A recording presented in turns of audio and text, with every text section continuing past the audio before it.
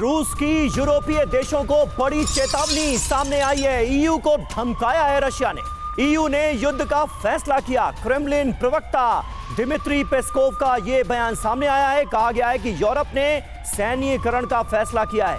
EU Ukraine में सेना तैनाती की बात कर रहा है।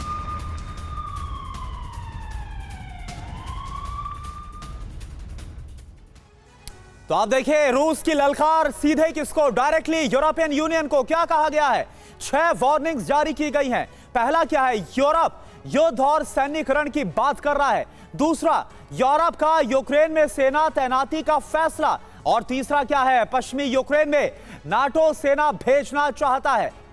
बिल्कुल, कहा यह भी गया है कि ट्रंप शासन में यूरोप इस वक्त मुश्किल में है। यूरोप को इस वक्त खुद की रक्षा करनी चाहिए। मैक्रो की एटमी वेपन तैनाती का फैसला खतरनाक है। यह सीधे तौर पर दिमित्री पेस्कोव की तरफ से बताया गया है, जो कि क्रेमलिन के प्रवक्ता हैं।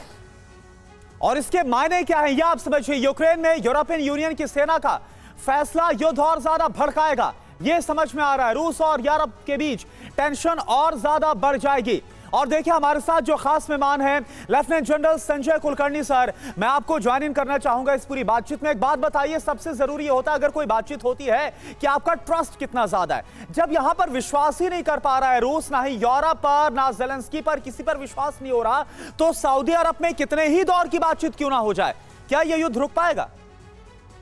धन्यवाद। मुझे लगता है कि ये सब प्रेशर टैक्टिक्स हैं, क्योंकि सब कोई चाहता है, ये जो खासकर ट्रंप चाहते हैं कि 30 दिन का जो सीज फायर है वो होना बहुत ज़रूरी है, क्योंकि उनका जो प्रेस्टीज है वो दांव पर लगा हुआ है।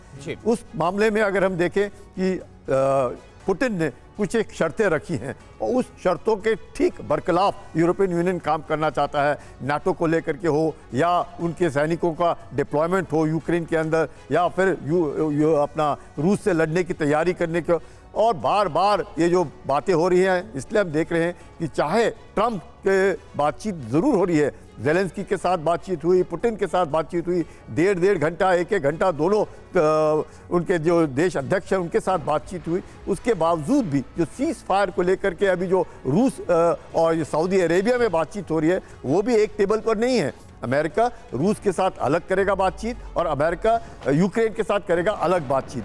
लेकिन सवाल ये है कि सीज फायर को लेकर के आज की तारीख में ज़रूर यूक्रेन जो है वो बैकफुट पर नज़र आता है। चाहे कितना भी मैक्रोन क्यों ना कहें, या फिर अपने यूके के प्रधानमंत्री उनकी सपोर्ट क्यों ना करे, उनको $4 बिलियन का एड देने की बात क्यों ना करे, इसके बावजूद भी आज की तारीख में मुझे नहीं लगता है कि यूरोपियन यूनियन कुछ भी कर सकता है। और रूस जानता है इस बात को। बिल्कुल, और इसीलिए रूस का ये आक्रामक रुख हमें देखने को मिल रहा है। यूरोप का साथ मिलने के बाद भी यूक्रेन की हालत खराब नजर आ रही है।